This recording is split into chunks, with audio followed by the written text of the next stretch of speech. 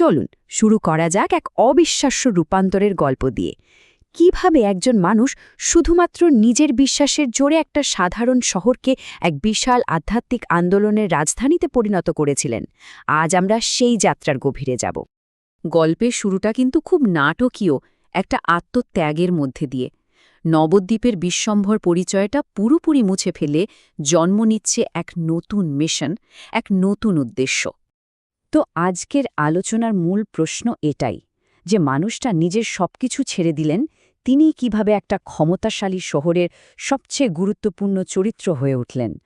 চলুন খুঁজে দেখা যাক কিভাবে ব্যক্তিগত বিশ্বাস আর সামাজিক শক্তি মিলেমিশে একাকার হয়ে যায়। এই যে এত বড় একটা বদল, এর শুরুটা হয়েছিল কিন্তু একটাই সিদ্ধান্ত থেকে, এমন একটা পদক্ষেপ যেখান থেকে আর পেছনে ফেরার কোনো উপায় ছিল না। মানে ১৫১০ সালের ফেব্রুয়ারি মাসের ৩ তারিখে কাটোয়াতে কেশব ভারতীর কাছ থেকে তিনি সন্ন্যাস নিলেন। আর ঠিক তারপরেই তিনি যেন ভক্তির এক ঘোরের মধ্যে চলে গেলেন। দিনের পর দিন কোনো নির্দিষ্ট লক্ষ্য ছাড়াই ঘুরে বেড়াচ্ছেন, মুখে শুধু কৃষ্ণের নাম। কিন্তু তার এই যে ঘুরে বেড়ানো, এটা কিন্তু লক্ষ্যহীন ছিল না।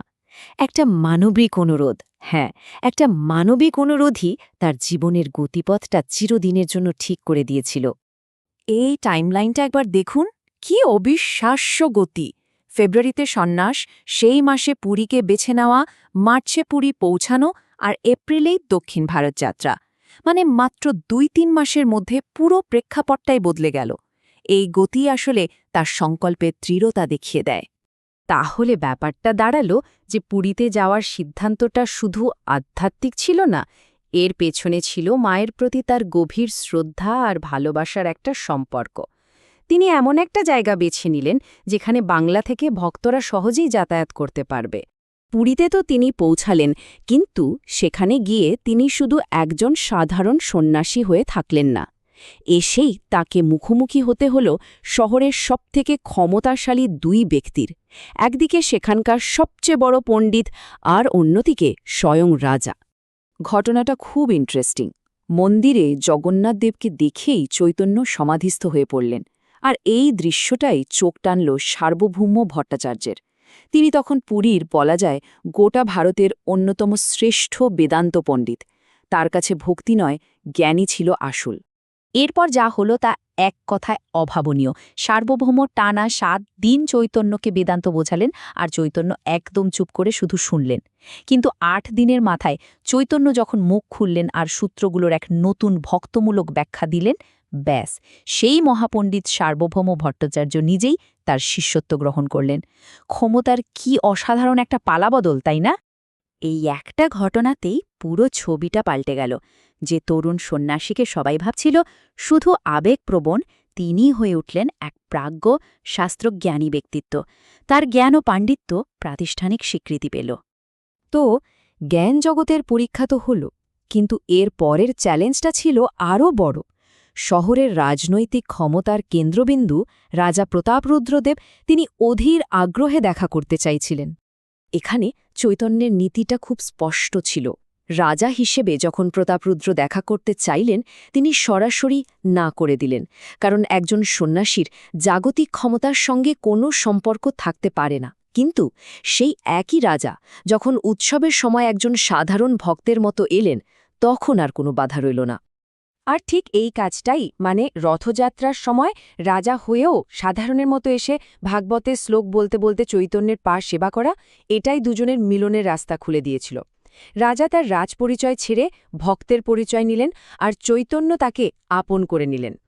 পুরীতে নিজের জায়গাটা পাকা করার পরেই চৈতন্য কিন্তু বসে থাকেননি। তিনি বেরিয়ে পড়লেন ২ বছরের এক লম্বা সফরে। তবে এবার আর লক্ষ্যহীনভাবে নয়, এবার তার উদ্দেশ্য ছিল একটা নেটওয়ার্ক তৈরি করা। এই সফরের উদ্দেশ্যগুলো দেখুন। শুধু বাংলা বা ওড়িশা নয়, তার বাইরের ভক্তদের সাথেও যোগাযোগ করা, রামানন্দ রায়ের মতো মানুষের সাথে ধর্মতত্ত্ব নিয়ে আলোচনা করা, এমনকি ব্রহ্মসংহিতা আর কৃষ্ণকর্ণামৃতমের মতো দুষ্প্রাপ্য পুঁথিও তিনি এই সময়েই খুঁজে পান। তিনি কোনো প্রতিষ্ঠান গড়ছিলেন না, গড়ছিলেন মানুষের সঙ্গে মানুষের সম্পর্ক। তো এই দীর্ঘ সফর শেষে তিনি যখন পুরীতে ফিরলেন, পুরী তখন আর শুধু একটা থাকার জায়গা নয়, এটা হয়ে উঠেছে তার আন্দোলনের একেবারে কেন্দ্রবিন্দু। কিন্তু প্রশ্ন হল, কেন কেন পুরী? এর পেছনে বেশ কয়েকটা কারণ ছিল। প্রথমত, রাজনৈতিক নিরাপত্তা। বাংলার রাজনৈতিক পরিস্থিতি তখন বেশ উত্তাল, কিন্তু পুরী ছিল একটা স্বাধীন হিন্দু রাজ্য। দ্বিতীয়ত, জগন্নাথ দেবের কেন্দ্র, পূর্ব ভারতের সবচেয়ে প্রভাবশালী দেবতা, তার সঙ্গে একাত্ম হওয়াটা একটা বিরাট ব্যাপার ছিল। আর অবশ্যই রাজার সমর্থন, আর সেখানকার পণ্ডিত সমাজ তো ছিলই। সব মিলিয়ে পুরী ছিল একদম পারফেক্ট একটা জায়গা। আর তারই প্রতিষ্ঠা পাওয়ার সবচেয়ে বড় প্রমাণ হল এই উপাধিটা, সচল জগন্নাথ, মানে চলন্ত জগন্নাথ। ভাবুন একবার, পুরীর মানুষ তাকে আর বাংলার কেউ বলে ভাবছে না, তারা তাকে দেখছেন নিজেদের প্রধান দেবতার এক জীবন্ত রূপ হিসেবে। এই পুরো আলোচনাটা আমাদের একটা বড় প্রশ্নের সামনে এনে দাঁড় করায়। পুরীতে চৈতন্যের এই যে সাফল্য, এটা কি শুধুই কোনো দৈবলীলা, নাকি এটা ছিল সফট পাওয়ার বা মানুষের মন জয় করার এক অসাধারণ কৌশল?